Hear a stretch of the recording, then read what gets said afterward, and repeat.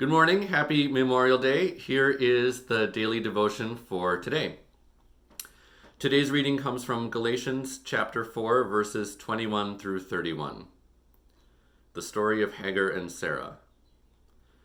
Tell me, you who want to be under the law, are you not aware of what the law says? For it is written that Abraham had two sons, one by the slave woman and one by the free woman. His son by the slave woman was born according to the flesh, but his son by the free woman was born as the result of a divine promise. These things are being taken figuratively. The women represent two covenants. One covenant is from Mount Sinai and bears children who are to be slaves. This is Hagar. Now Hagar stands for Mount Sinai in Arabia and corresponds to the present city of Jerusalem, because she is in slavery with her children. But the Jerusalem that is above is free, and she is our mother. For it is written, Be glad, barren woman, you who never bore a child. Shout for joy and cry aloud, you who were never in labor, because more are the children of the desolate woman than of her who was a husband. Now you, brothers and sisters, like Isaac, are children of promise. At that time the son born according to the flesh persecuted the son born by the power of the Spirit. It is the same now. But what does Scripture say? Get rid of the slave woman and her son, for the slave woman's son will never share in the inheritance with the free woman's son.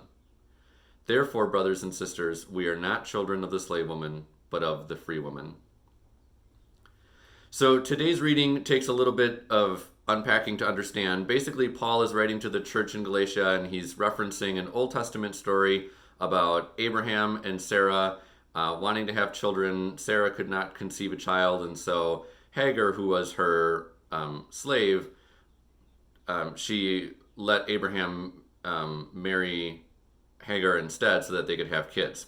Later on, God promised that Sarah would have a child, even though she was at that point really old in age and not really able to have children, but she did. And those two children are Isaac and Ishmael. So basically what's going on is we have two children. One is the son of a slave and one is the son of a free woman. And Paul is making an analogy saying that through Christ, we are made free. We are the children of the free woman. We don't have to worry about following all the letters of the law of old Judaism. We don't have to worry about dotting every I and crossing every T. God will take care of us because we follow his word, and in his word we are made free. So, a little bit confusing. I had to go look up some things myself to understand this one, but there you go. We are free through God's love. Comment below. Thanks very much. Bye.